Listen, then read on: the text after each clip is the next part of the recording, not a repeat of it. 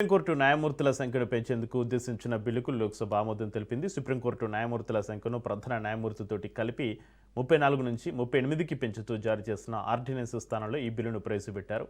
నేటి ప్రశ్నపత్రం లీక్ వ్యవహారం, రామమందిర విరాళాల నిధుల దుర్వినియోగం ఆరోపణలపైన విపక్ష సభ్యులు నినాదాలు చేస్తుండటంతో ఎలాంటి చర్చ లేకుండానే బిల్లు ఆమోదం పొందింది. ఆర్డినెన్స్ జారీని వ్యతిరేకిస్తూ విపక్ష సభ్యులు ప్రవేశపెట్టిన తీర్మానాన్ని మూజువాని ఓటుతోటి సభ తిరస్కరించింది.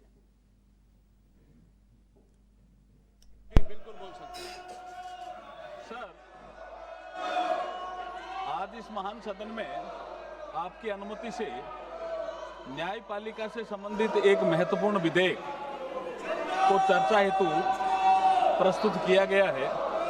लोकतांत्रिक मूल्यों तथा न्याय परंपरा का सजीव प्रतिबिंब हमारा जीवंत संविधान, विधायिका, कार्यपालिका एवं न्यायपालिका, इन तीनों संवैधानिक स्तंभों के मध्य सहयोग, समन्वय व संतुलन की दिशा निर्धारित करते हुए विकसित भारत निर्माण की राह प्रशस्त कर रहा है।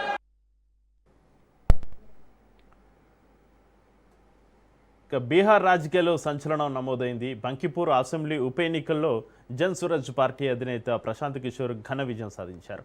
బీజేపీకి కంచుకొట్టగా ఉన్న ఈ నియోజకవర్గంలో ప్రశాంత్ కిషోర్ గెలుపొందారు. ఎన్నికల వ్యూహకర్తగా గుర్తింపు పొందిన ప్రశాంత్ కిషోర్ తొలిసారి ప్రత్యక్ష ఎన్నికల బరిలోకి దిగి జన్ సూరజ్ పార్టీకి తొలి విజయాన్ని అందించారు. బీజేపీ అభ్యర్థిపైన ఆయన ఆధిక్యం కొనసాగడంతో పార్టీ శ్రేణులు సంబరాలు చేసుకున్నాయి. 1995 నుంచి బీజేపీ ఆధిపత్యంలో ఉన్న బంకిపూర్ నియోజకవర్గంలో వచ్చిన ఈ ఫలితం బీహార్ రాజకీయాల్లో కొత్త సమీకరణాలకు సంకేతంగా మారింది.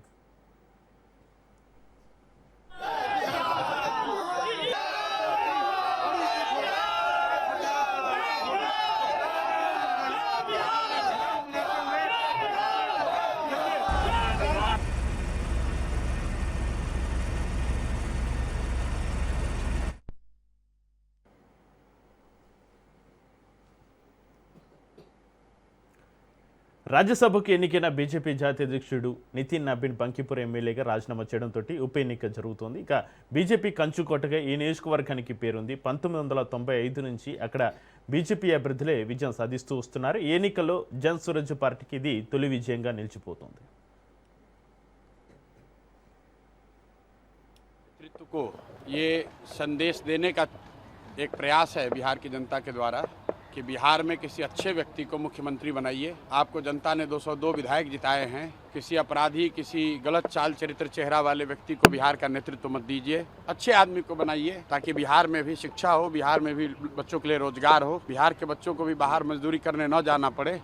ये संदेश बांकीपुर के लोगों ने दिया है। बाकी विधायक जीतना हारना ये तो राजनीति है, चलता रहता है। जिन लोगों ने मत दिया उनका धन्यवाद कर रहे हैं। जिन्होंने मत नहीं दिया है उनको यही कहेंगे कि आपसे आपका विश्वास जीतने के लिए और मेहनत और प्रयास करेंगे। लेकिन महत्वपूर्ण बात यह है कि बिहार को अच्छा नेतृत्व मिलना चाहिए, बिहार सुधरना चाहिए। और लोकसभा से पहले मोदी जी को, भाजपा को, अमित शाह जी को ये देखना चाहिए कि बिहार में कैसे बेहतरी हो, बिहार में बच्चों को रोजगार कैसे हो, पलायन कैसे बंद हो। एकमात्र यही उद्देश्य है। हम लोग को विधायक बन के ठेका पट्टा नहीं करना है। एक और एकमात्र उद्देश्य है, चाहते हैं कि बिहार में बेहतरी हो।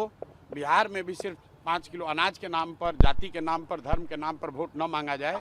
अगर 25 MP गुजरात से जीत कर गए हैं, प्रधानमंत्री बनाने में मोदी जी को गुजरात के लोगों ने योगदान किया है, तो बिहार के भी 13 करोड़ लोगों ने आंख बंद करके मोदी जी को वोट दिया है।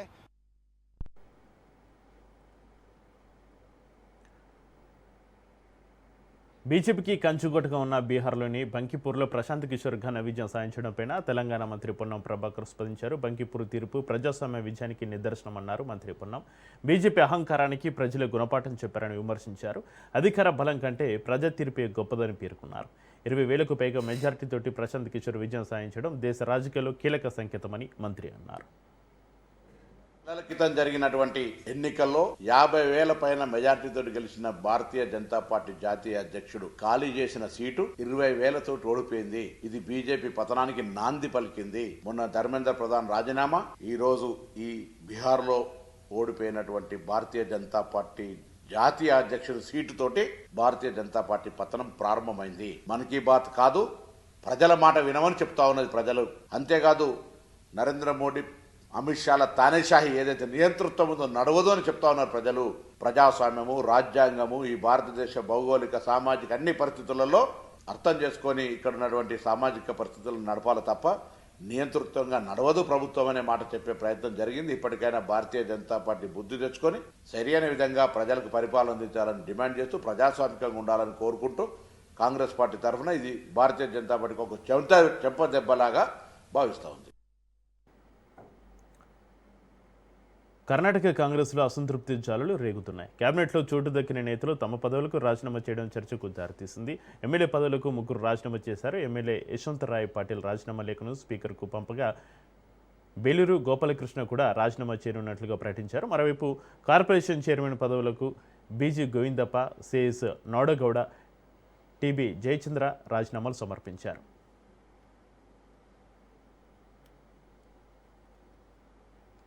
మంత్రి పదవి దక్కకపోవడం వెనుక కుట్ర ఉందని ఎమ్మెల్యే బేలూరు గోపాలకృష్ణ ఆరోపించారు. తనతో పాటుగా మరో 10 మంది ఎమ్మెల్యేలు రాజీనామా చేసే అవకాశం ఉందంటూ ఆయన చేసిన వ్యాఖ్యలు కర్ణాటక కాంగ్రెస్లో ప్రకంపనలు సృష్టిస్తున్నాయి.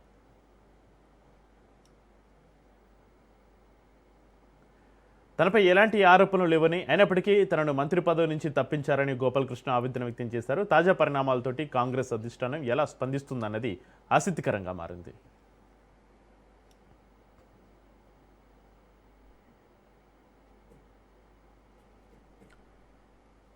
రేవంత్ సర్కార్పై బీఆర్ఎస్ వర్కింగ్ ప్రెసిడెంట్ కేటీఆర్ విరుచుపడ్డారు. డిక్లరేషన్ల పేరుతోటి ప్రజలను కాంగ్రెస్ మోసం చేసిందన్నారు. యువతను చట్టసభల్లో ప్రకటించిన జాబ్ క్యాలెండర్ కూడా అమలు కాకపోతే ఏమనాలని ప్రశ్నించారు. కాంగ్రెస్ జాబ్ క్యాలెండర్ జాబ్లెస్ క్యాలెండర్గా మారిందని ఎద్దో చేశారు. ఉద్యోగాల గురించి అడిగితే సీఎం ఎండ్రిని తాగి చావండిని అంటున్నారని మండిపడ్డారు. డిప్యూటీ సీఎం బట్టి విక్రమార్క ప్రాతినిధ్యం వహిస్తున్న ఖమ్మం జిల్లాలో ఒక నిరుద్యోగ యువకుడు లేఖ రాసి ఆత్మహత్య చేసుకోవడం బాధాకరమని పేర్కొన్నారు. ఆ యువకుడు రాసిన సూసైడ్ నోట్ను చదివే ధైర్యం ముఖ్యమంత్రి రేవంత్ రెడ్డికి ఉందా అని ప్రశ్నించారు.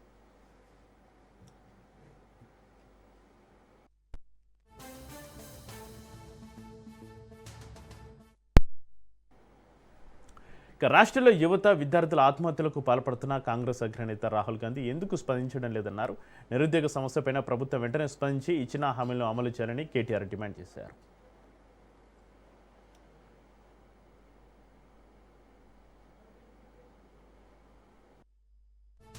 విద్యార్థి డిక్లరేషను, ఈ డిక్లరేషను, ఆ డిక్లరేషన్ అని బిల్డప్ ఇచ్చి ఢిల్లీ నుంచి పెద్దవాళ్ళని తీసుకొచ్చి కూడా మీటింగ్లు పెట్టి ప్రచారంతో ఊదరగొట్టారు. మీ చట్టసభల్లో పెట్టిన వాటికి ఎట్లాగూ హామీలకు దిక్కులేదు, కానీ చట్టసభల్లో పెట్టిన క్యాలెండర్ కూడా దిక్కులేకపోతే ఏ రకంగా ఈ రాష్ట్రంలోని యువత ఈ ప్రభుత్వాలను విశ్వసించాలి అనేది మన ముందున్న ప్రశ్న.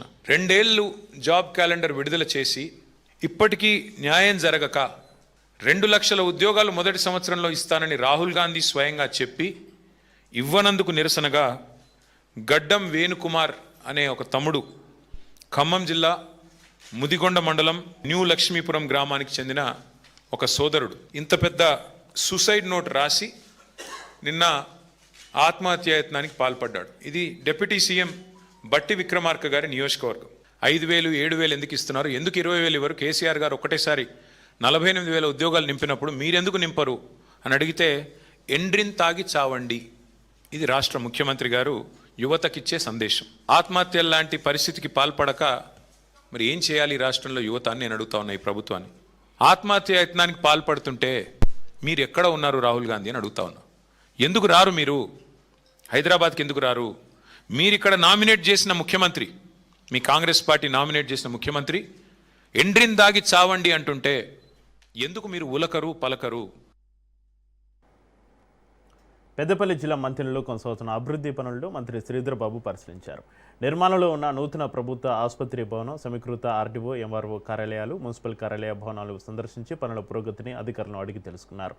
నిర్మాణ పనుల నాణ్యత, వేగంపైన అధికారులు, కాంట్రాక్టర్లతోటి మంత్రి సమీక్ష సమావేశం నిర్వహించారు. కేవలం తనిఖీల సమయంలోనే కాకుండా అధికారులు నిరంతరం పర్యవేక్షిస్తూ నాణ్యత ప్రమాణాలు పాటించేలా చూడాలని ఆదేశించారు. పనుల్లో నిర్లక్ష్యం వహిస్తే అధికారులు, కాంట్రాక్టర్లపైన చర్యలు తప్పవని మంత్రి శ్రీధర్ బాబు హెచ్చరించారు.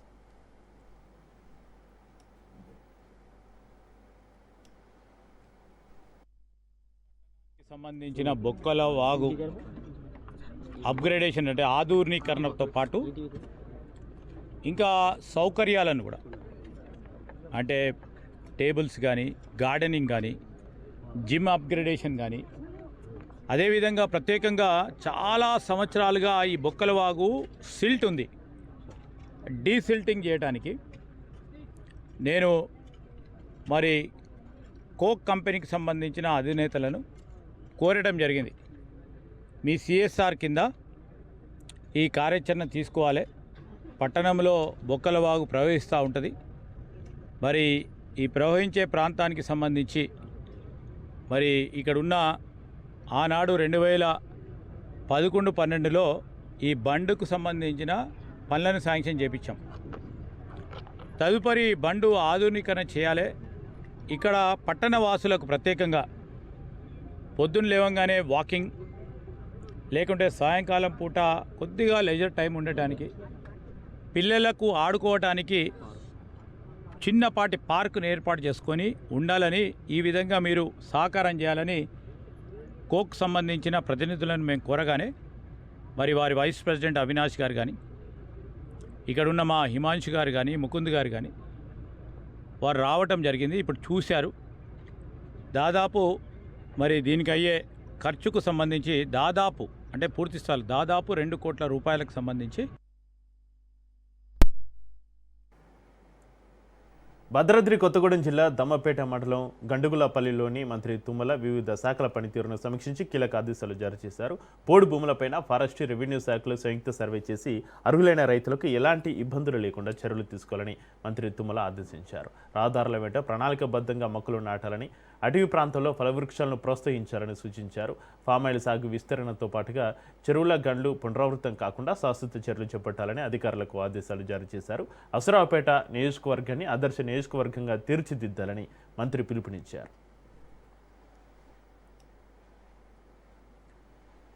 హైదరాబాద్ మెట్రో ఫేజ్ 1 సాధనంపైన పీఠముడి వీడలేదు.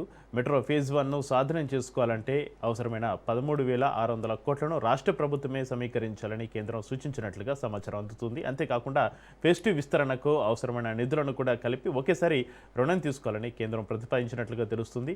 ఈ అంశంపైన నెలన్నర క్రితం కేంద్ర రాష్ట్ర ప్రభుత్వాల మధ్య కీలక చర్చలు జరిగాయి. కేంద్రం రాష్ట్రం తరపు ప్రతినిధులతో పాటుగా ఎస్బీఐ క్యాప్స్ను కన్సల్టెంట్గా నియమించారు. రాష్ట్ర ప్రభుత్వం ఇప్పటికే ఐఏఎస్ అధికారి జేఎస్ రంజన్ను తన ప్రతినిధిగా నియమించగా కేంద్ర ప్రభుత్వం మాత్రం ఇప్పటికీ తన ప్రతినిధిని నియమించలేదు. మరోవైపు నిధుల సమీకరణ బాధ్యత పూర్తిగా రాష్ట్రపైనే ఉండాలని కేంద్రం చెప్పడంతో మెట్రో ఫేజ్ 1 సాధన ప్రక్రియ మళ్లీ సందిగ్ధంలో పడింది.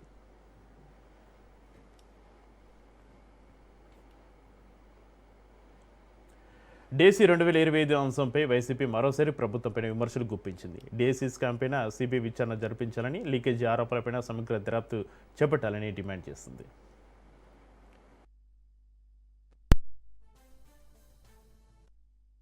జిల్లా వైసీపీ ఆధ్వర్యంలో విజయవాడలో నిర్వహించిన టౌన్ హాల్ సమావేశంలో పార్టీ నేతలు, నిరుద్యోగులు, విద్యార్థుల సమస్యలను ప్రస్తావించారు. డేసీ వ్యవహారం, ఫీజు రియంబర్స్మెంట్, ఎన్నికల హామీల్లో భాగమైన నిరుద్యోగ భృతి వంటి అంశాలపైన ప్రభుత్వాన్ని నిలదీశారు. ఈ అంశాలకు నైతిక బాధ్యత వహిస్తూ మంత్రి లోకేష్ రాజీనామా చేయాలని వైసీపీ నేతలు డిమాండ్ చేశారు.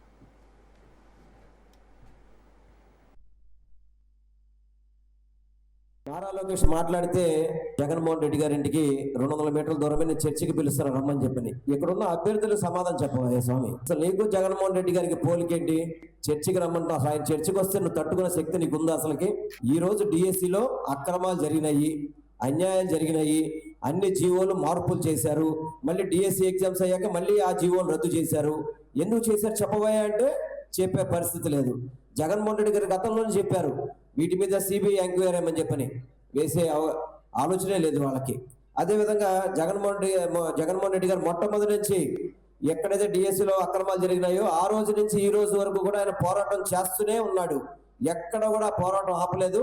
డిఎస్సిలో జరిగిన అక్రమాలకి బాధ్యత వహిస్తూ నారా లోకేష్ రాజీనామా చేయాలి. అదేవిధంగా సిబిఐ ఎంక్వైరీ జరిపించాలి, ఫీజు రియంబర్స్మెంట్ బకాయిలు చెల్లించాలి, నిరుద్యోగ భృతి ఏదైతే చాలా మంది నిరుద్యోగ అభ్యర్థులు మేము ఈ డిఎస్సిలో మోసపోయి ఉన్నాం. కానీ ఇలాంటి స్కామ్స్ కానీ ఇలాంటివి నెక్స్ట్ డిఎస్సి అనేది ఏమి జరగకూడదు సార్. మేము ఫస్ట్ చంద్రబాబు నాయుడు గారిని మీట్ అవుదామని వెళ్ళాము, కానీ మాకు ఎలాంటి అవకాశమో కల్పించలేదు. అలా 3 months మేము తిరుగుతూనే ఉన్నాం. కానీ తర్వాత మేము అపోజిషన్ పార్టీ దగ్గరికి వెళ్ళామని చెప్పి మాకు వచ్చినటువంటి మా ర్యాంక్స్, అంటే మాకు ఒక ర్యాంక్ వస్తే ఎడ్యుకేషన్ డిపార్ట్మెంట్ వాళ్ళు ఇంకొక ర్యాంక్ చెప్పి మమ్మల్ని ఈ ఏపీలోనే ఒక ఫేక్ డిఎస్సి అభ్యర్థులుగా మమ్మల్ని నిరూపించారు. మా ఈ ఒక ఏపీలోనే నెల్లూరు జిల్లా గూడూరులో డీఎస్సీ అంశంపైన వైసీపీ నిర్వహించిన అవగాహన సదస్సు రాజకీయంగా వేడెక్కింది. డీఎస్సీ వ్యవహారంపైన సమగ్ర విచారణ జరిపించాలని డిమాండ్ చేశారు. విద్యాశాఖ మంత్రి లోకేష్ బాధ్యత వహించి రాజీనామా చేయాలని మాజీ మంత్రి కాకని గోవర్ధన్ రెడ్డి కోరారు. అర్హత లేని వారికి ఉద్యోగాలు ఇచ్చారనే ఆరోపణలపైన ప్రభుత్వం వివరణ ఇవ్వాలని వైసీపీ నేతలు డిమాండ్ చేశారు.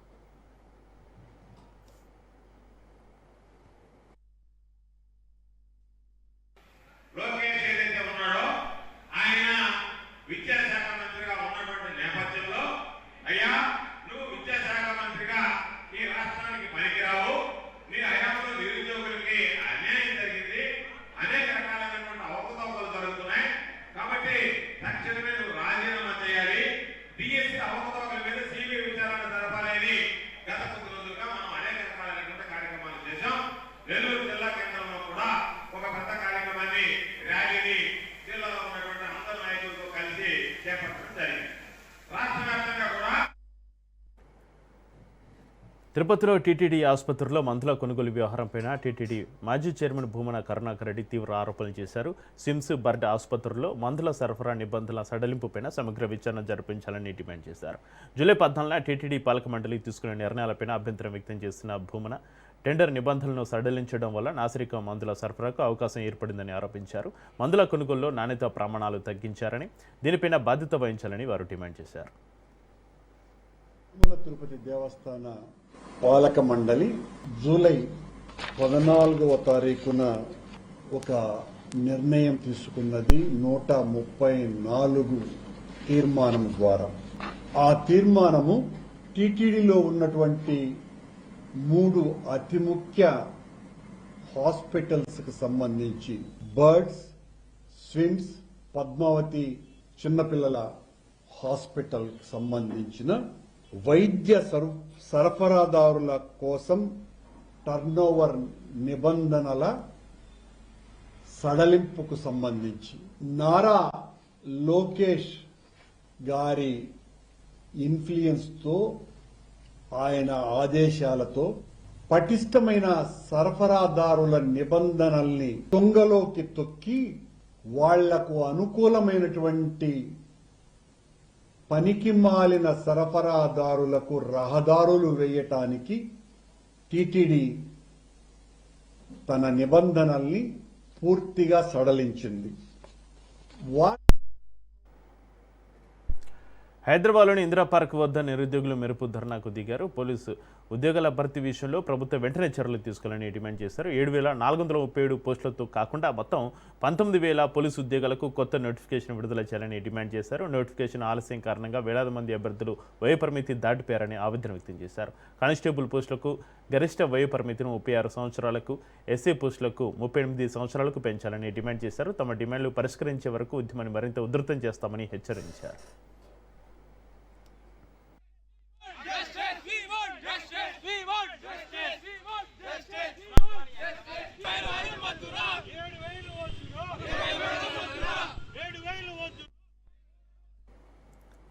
లష్కర్ బోనాల ఉత్సవాల కీలక ఘట్టమైన రంగం కార్యక్రమం ఘనంగా జరిగింది. మాతంగి స్వర్ణలత అమ్మవారి భవిష్యవాణి వినిపించారు. అమ్మవారి ఆవాహనతోటి స్వర్ణలత భక్తులను ఉద్దేశించి పలు వ్యాఖ్యలు చేశారు. నేను క్రోధంతో వచ్చాను, మీరు అడిగిన దానికి నేనెందుకు సమాధానం చెప్పాలి, నా మాటలను ఆచరించడం లేదు అంటూ ఆగ్రహాన్ని వ్యక్తం చేశారు.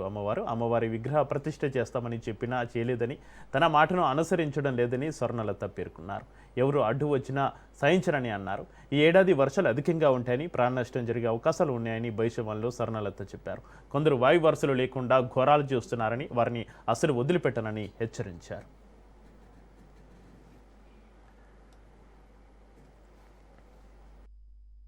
ఈ విధంగా ఏటేటి నుంచి నేను సంతోషంగా ఆనందంగా ఉంటున్నాను. అన్నిటికీ కూడా నేను సలహాలు ఇచ్చుకుంటూ ఉంటున్నాను, సమాధానం కూడా చెప్తున్నా, పరిహారాలు కూడా చెప్తున్నా.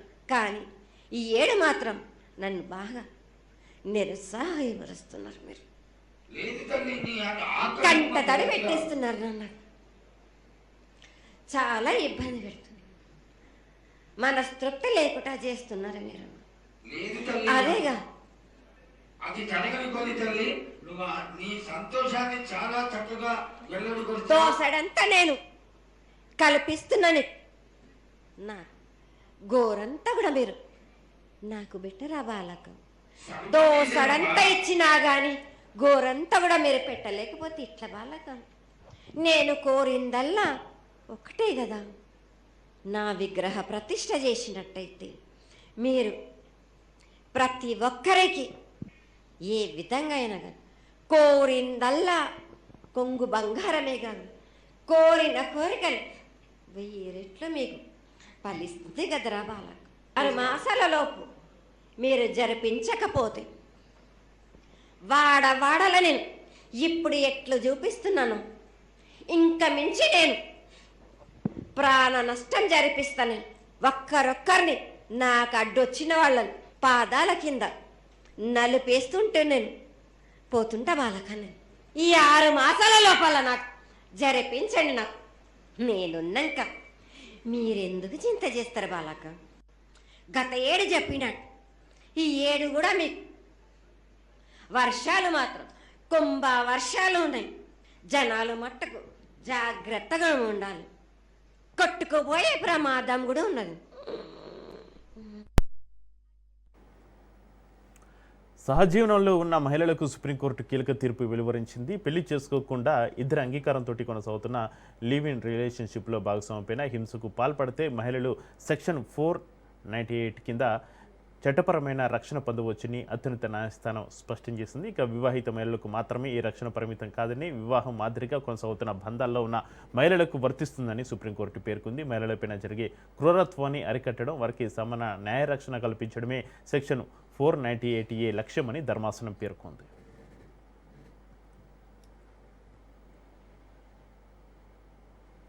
దేశవ్యాప్తంగా చర్చనీయాంశమైన మహిళా రెజ్లర్ల లైంగిక వేధింపుల కేసులో ఢిల్లీలోని రౌస్ ఎవెన్యూ కోర్టు కీలక తీర్పు వెలువరించింది. ఈ కేసులో మాజీ రెజ్లింగ్ సమైక్య అధ్యక్షుడు బ్రిజ్ భూషణ్ శరణ్ సింగ్తో పాటుగా మాజీ అసిస్టెంట్ సెక్రటరీ వినోద్ తోమర్ను కోర్టు నిర్దోషులుగా ప్రకటించింది. మహిళా రెజ్లర్లు చేసిన ఆరోపణలైన నమోదైన కేసులో విచారణ జరిపిన కోర్టు ప్రాసిక్యూషన్ సమర్పించిన ఆధారాలు ఆరోపణలు నిరూపించేందుకు సరిపోవని పేర్కొంది. దీంతో నిందితులపైన ఉన్న అభేగాల నుంచి విముక్తి కల్పించింది.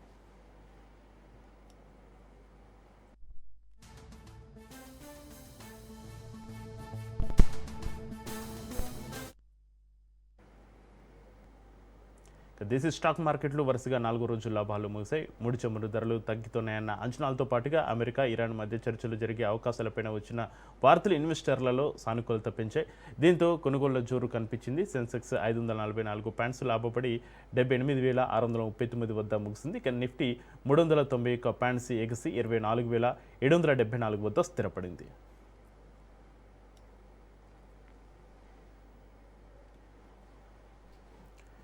ఇవి ఇప్పటివరకు నా బులెటిన్ అప్డేట్. చూస్తూనే ఉండండి రాష్ట్ర న్యూస్.